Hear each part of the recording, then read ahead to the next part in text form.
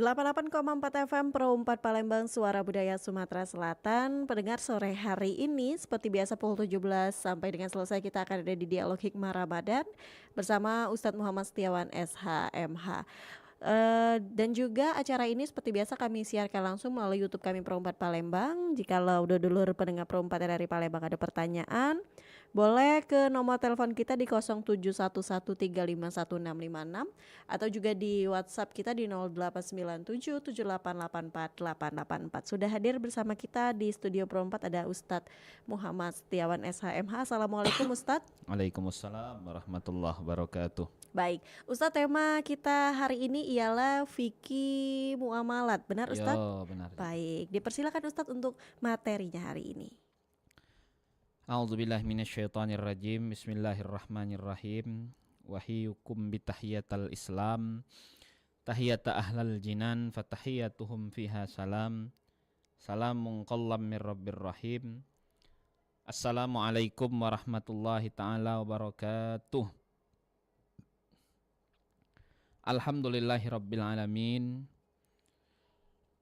Wa bihi nasta'in ala umurid dunya waddin.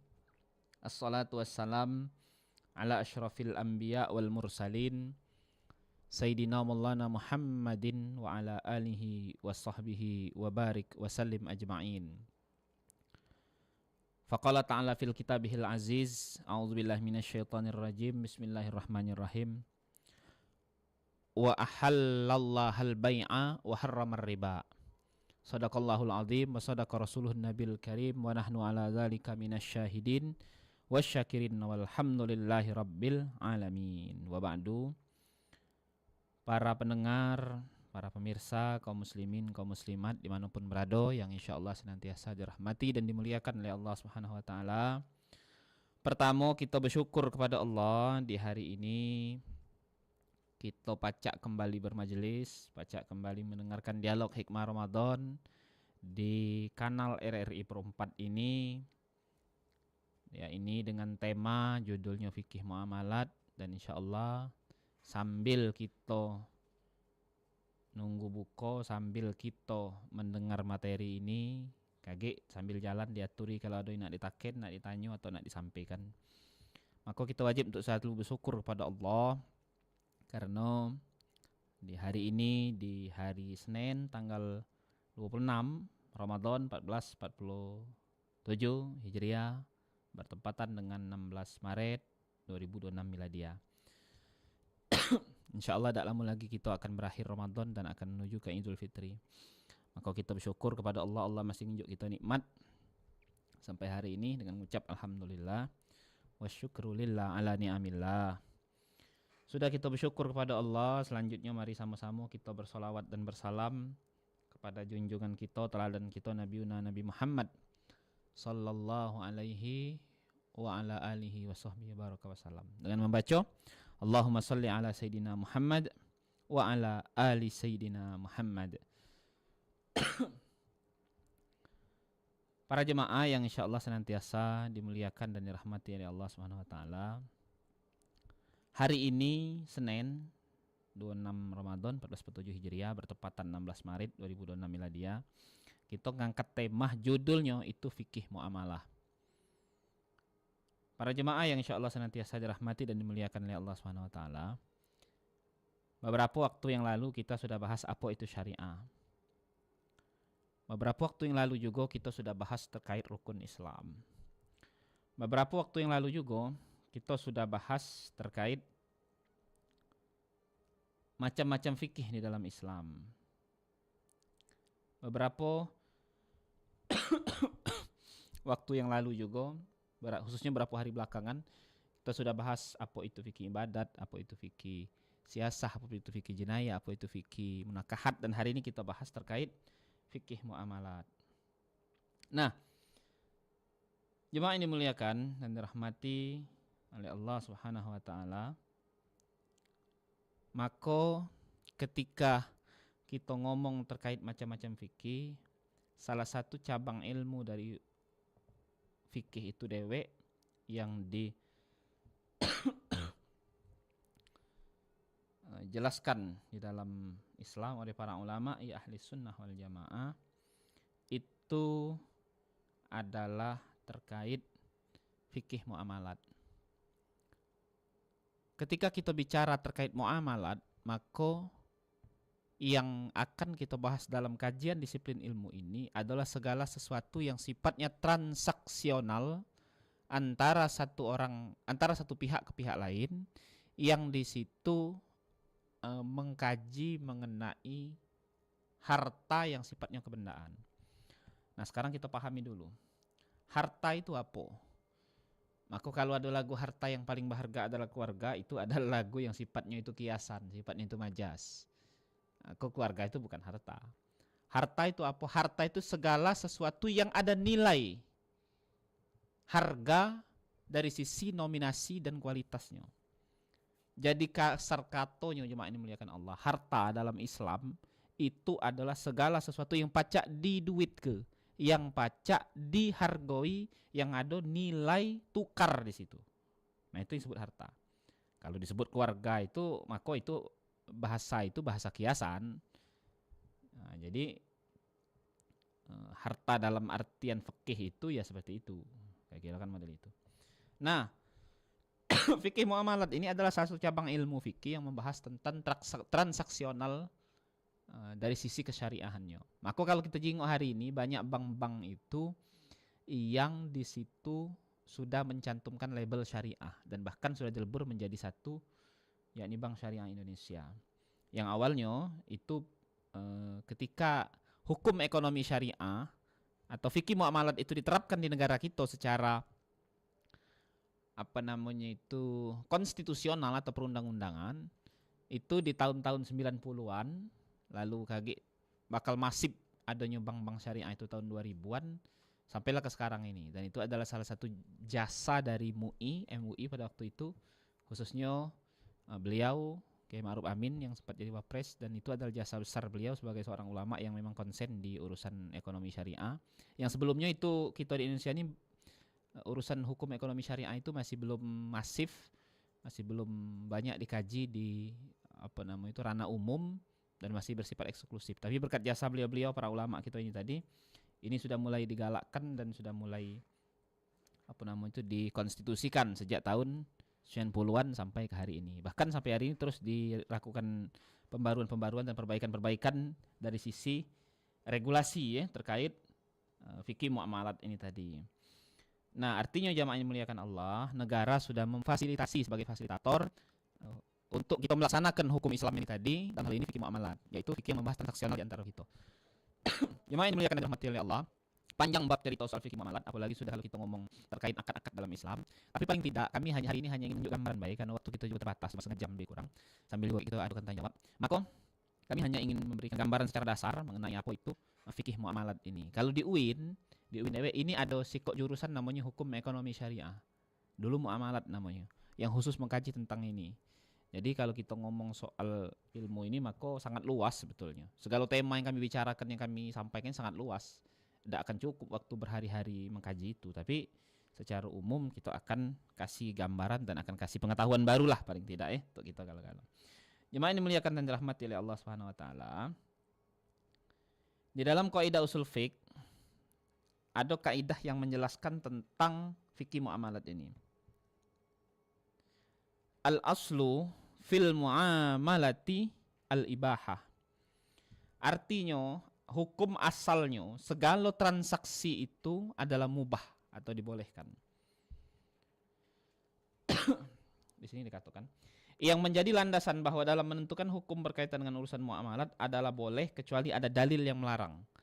Jadi segala transaksi di dalam Islam, dari awal sampai akhir, apapun itu, maka pada dasarnya itu adalah mubah, dibolehkan, boleh-boleh saja, berpahala dak, berdosa juga dak. Nah, maka jemaah ini muliakan Allah, ketika belum ada dalil yang melarang atau yang menyuruh, baik dalil yang melarang atau dalil yang menyuruh, maka hukum fikih muamalat itu segala bentuk transaksi-transaksi itu adalah dibolehkan. Jadi artinya mubah. Ibahah itu pengertiannya mubah, artinya boleh. Nah, jemaah ini muliakan dan dirahmati oleh Allah Subhanahu wa taala. Ketika kita ngomong terkait fikih muamalat, maka ada satu ayat di dalam Al-Qur'anul Karim yang bunyinya itu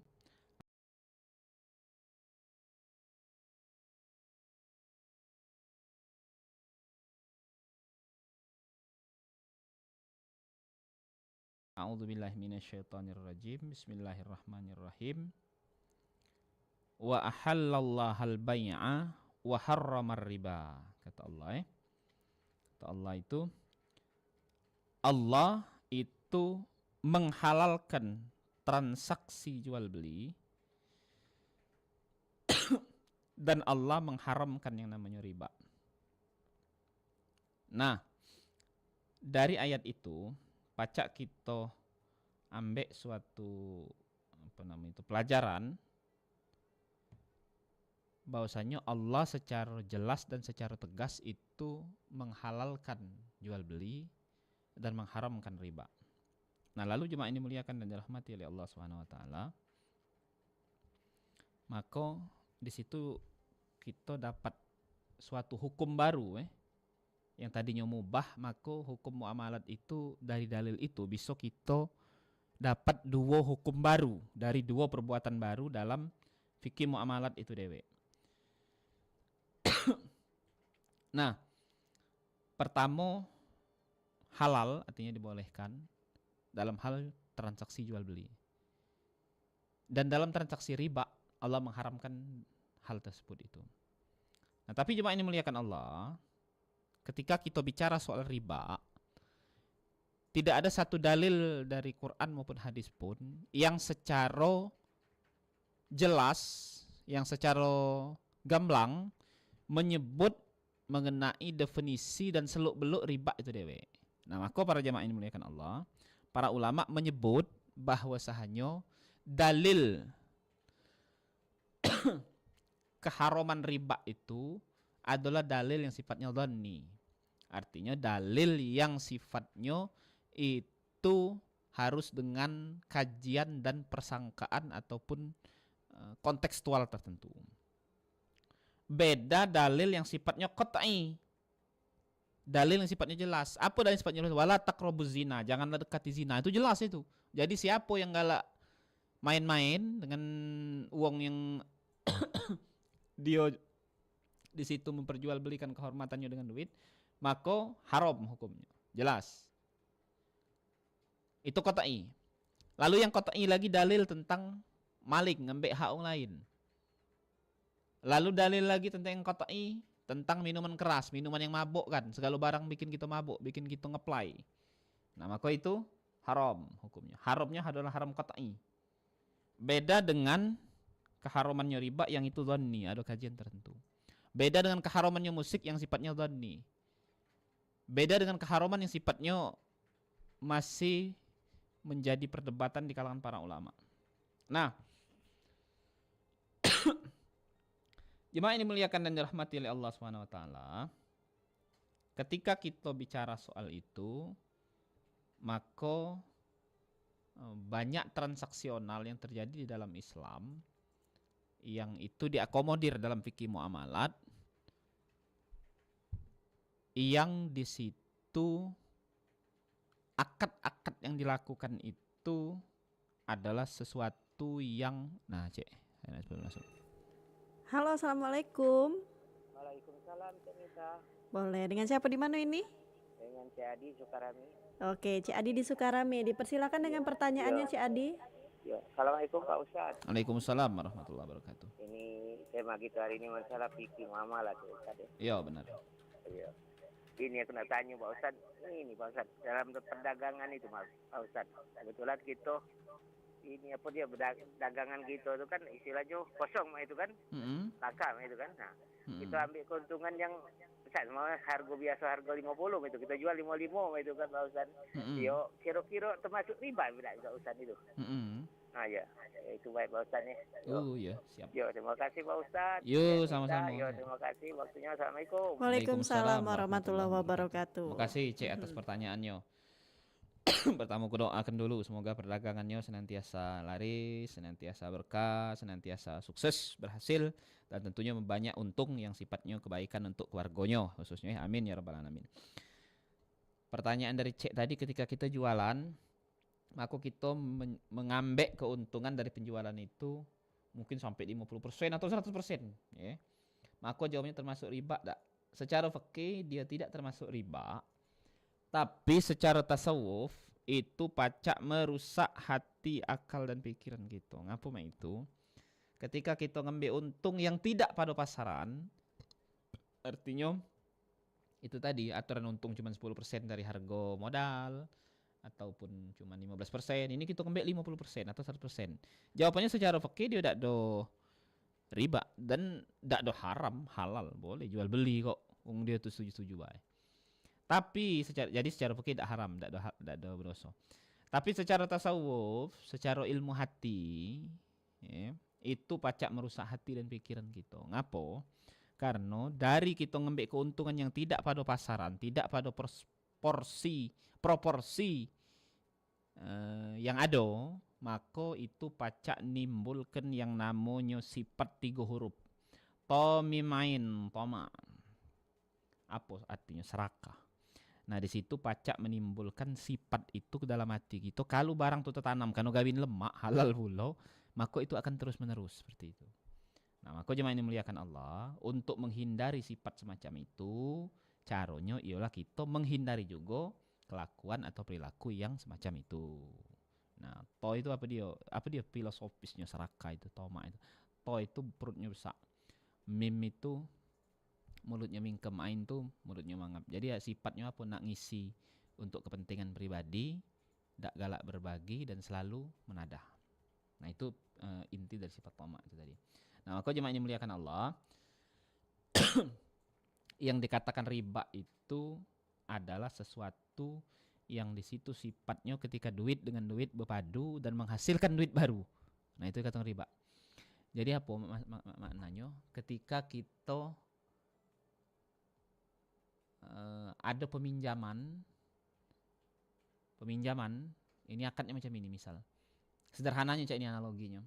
Ketika ada peminjaman, aku Cek Wan butuh duit, minjamlah dengan Cek Win misalnya, katakanlah 500.000 kepada aku dengan jangka waktu tertentu, peraturannya pun tertentu, dan dari situlah ada apa namanya itu, anak cucung dari duit itu tadi. Katakanlah berapa persen lah, 10% misalnya, artinya cuma 100.000, balik ke 600. Nah maka kalau akadnya model itu, maka itu jawabannya kena riba. Lalu Pak Ustadz, mak mano supaya dia tidak kena riba? Sebenarnya syariah itu lebih mahal daripada yang tidak syariah. Tapi secara hukum dia benar dibanding yang dia murah tapi secara hukum keliru. Cak mana akadnya ketika kita ada transaksional semacam itu tapi tidak dikenakan riba, maka cak ini ketika di awal di perjanjian dia tuh diakad, sebenarnya yang medang itu hanya akad, bukan soal jumlah duitnya, bukan soal untung rugi, bukan, hanya diakad. Ketika Cek Wan ini minjam dengan Cek Win duit 500.000, maka bahasanya kaki itu bakal diganti. Nah ketika ada uang untuk apa bahasanya itu kalau dalam bahasa Indonesia nih, uang bisyarah atau syahriah yang di situ digunakan untuk perawat apa nama itu penjagaan dari barang dari duit yang digunakan itu dewe. Ketika akad di awal, ya ada kesepakatan apa namanya itu, ada duit penjagaan dari situ untuk apa bahasa itu duit keamanan lah bahasanya, duit administrasi dari situ. Ketika akadnya bukan untuk dia hasil keuntungan ataupun hasil anak cucung dari duit itu tadi, maka di situ tidak dikenakan riba.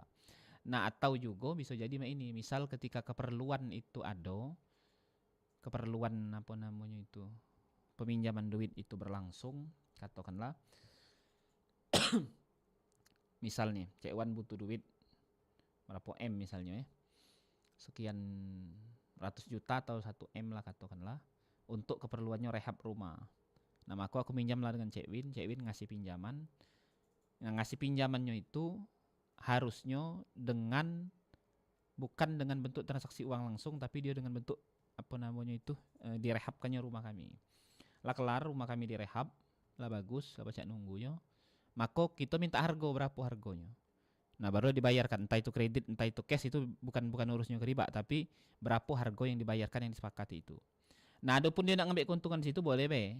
Artinya dia ngambil keuntungan untuk biaya administrasi, ngambil keuntungan untuk biaya-biaya lainnya dari pembangunan itu katik masalah, karena dia musuhnya duit dengan barang. Ataupun kalau bukan duit dengan duit juga, dia transaksional di awalnya harus jelas, bukan merupakan keuntungan dari duit itu dewe, tapi bentuk penjagaan administrasi yang ada di situ. Nah, tinggal di akad yang menjelaskan itu akad yang menjadikan sesuatu itu syar'i atau tidak syar'i, boleh atau tidak boleh, haram atau tidak haram, halal atau haramnya itu tergantung daripada akadnya.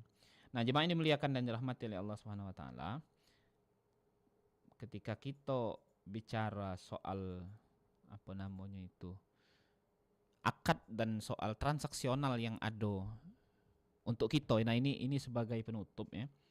Sebagai pembelajaran dan kesimpulan untuk kita galo-galo.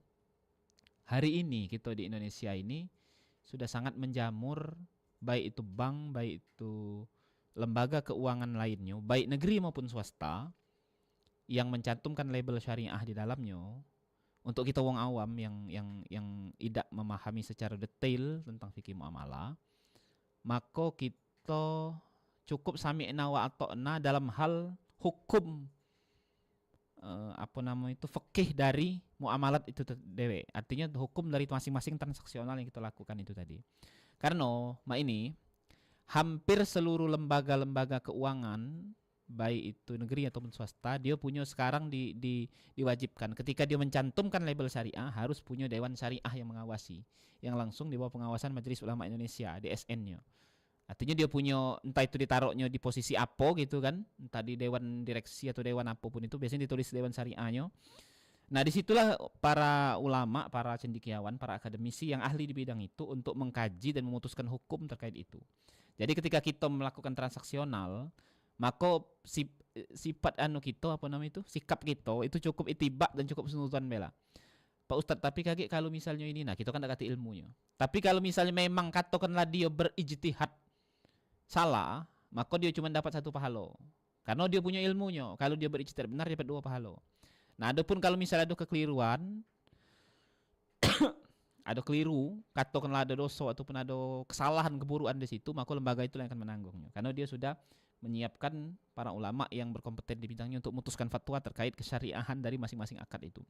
Jadi bagi kita yang masyarakat umum dan masyarakat awam yang tidak memahami dari ilmu itu, maka sudahlah, kita serahkanlah baik itu kepada para ulama yang ada di bawah itu, yang diawasi oleh MUI. Nah, jadi kalaupun ada pertanggungjawaban kaget di akhirat, dosa di situ, maka para ulama itulah kaget yang bakal bukan menanggung bahasa itu, mempertanggungjawabkan itu di hadapan Allah dengan berbagai macam ilmunya. Kalau kita tidak baca bertanggungjawabkan, kita tidak kata ilmunya. Begitu, jangankan ditanya malaikat, ditanya Allah, ditanya sama kita, mungkin kayak kita bakal terdiam. Kayak kita kan beda itu. Apalagi nak tanya malaikat dengan tanya Allah di hari kiamat. Nah, jadi ketika kita tidak paham dalam hal sesuatu ilmu, maka kita berikanlah kepada yang ahlinya dan kita manut melok kepada yang ahli di bidang itu untuk akad-akad tertentu itu. Kalau kita galak melok peloi, kalau tidak galak sudah, kira-kira model itu. Kalau kira-kira yakin peloi, kalau kira-kira tidak galak yakin ya sudah. Jangan menghujat, menyatakan kesalahan sesuatu itu dengan dalil atau dalih kita dewek yang kita dewek tidak punya ilmu dalam hal itu. Nah, kecuali kita punya dalil penyanggahnya. Nah, jemaahnya muliakan dan dirahmati oleh Allah Subhanahu wa taala.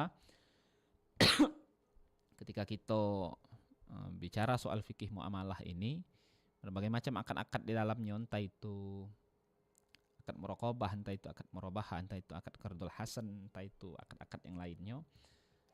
Panjang bab penjelasan tentang hal itu, tapi masing-masing dari kita, memang kita di Indonesia ini belum sepenuhnya 100% itu syariah sesuai dengan turas atau tabaqat klasik dari ulama-ulama fikih muamalah. Tapi paling tidak dari keistiqomahan kita, baik itu pemerintah, baik itu pihak swasta maupun kita sebagai rakyat biasa yang mencoba untuk melaksanakan fikih muamalat ini secara pelan-pelan, secara dikit-dikit, baik itu para ulamanya yang sudah menggagas ini dari dulu-dulu sampai sekarang. Nah, maka itulah yang akan dinilai oleh Allah sebagai bentuk ijtihad para ulama dan bentuk keistiqomahan kita untuk beramal sesuai dengan syariah. Nah, maka jemaah ini muliakan Allah, kita jangan pernah mengomentari negara, jangan pernah mengomentari ulama-ulama yang sudah bersinggungan dengan pihak negeri maupun pihak swasta yang urusannya dengan urusan transaksional ini. Karena kita ingin menuju ke syariah. Walaupun kita belum sepenuhnya syariah, kita akan menuju ke syariah. Dan itu harus kita dukung. Karena negara sudah turun dan ikut andil di dalam ekonomi syariah ini. Nah, jemaah ini muliakan Allah, panjang bab terkait hukum ekonomi syariah kalau nak kita bahas. Tapi paling tidak dari situ pelajaran dasar atau pelajaran pokok yang kami sampaikan ini semoga bisa kita jadikan ibro dan kita jadikan pelajaran untuk kita galo-galo serta pacak kita amalkan dalam kehidupan kita sehari-hari. Mungkin karena waktu juga sudah bergeser, penanya juga mungkin tidak terlalu banyak karena ini urusan duit. Biasanya kalau urusan muamalat ini urusan hitung-menghitung, baik itu angkonya ada maupun angkonya tidak ganti. Kami cukupkan dulu sampai di sini. Semoga barokah dan bisa kita amalkan ilmunya. Kami selaku narasumber mohon maaf kalau ada khilaf dan salah baik pada kata maupun pada perbuatan. Kepada Allah kami mohon ampun, mengucap astagfirullahaladzim. Kami ucapkan terima kasih kepada para pendengar, para penanya yang sudah menyimak. Kebenaran hanya milik Allah, khilaf dan salah hanya milik diri pribadi kami selaku insan biasa. Akhirul kalam, syukran jazakumullah ahsanul jaza. Wal afu minkum. Billahi taufiq wal hidayah, biridha wal inayah, wallahul muwaffiq ila aqwamit thoriq. Assalamualaikum warahmatullahi wabarakatuh. Waalaikumsalam warahmatullahi wabarakatuh. Terima kasih Ustadz untuk materinya sore hari ini Ustadz. Semoga teman-teman dulur pendengar Pro 4 dari Palembang yang mendengarkan bisa mengambil pelajaran dari apa yang Ustadz sampaikan hari ini. Amin. Dan pendengar dialog hikmah Ramadan hari ini akan ada di YouTube kita Pro 4 Palembang. Jadi yang ketinggalan tentang fikih muamalat bisa tonton siaran ulangnya melalui YouTube kami Pro 4 Palembang. Untuk itu kita tutup acara kita di Dialog Hikmah Ramadan sore hari ini. Sampai bertemu lagi di esok hari. Wassalamualaikum warahmatullahi wabarakatuh. Waalaikumsalam warahmatullahi wabarakatuh. Dulur-dulur, sudah kita peloi program acara Hikmah Ramadan. Acara ini baca dulur peloi setiap hari selama bulan Ramadan di Pro 4 RRI Palembang, Harmoni Ramadan.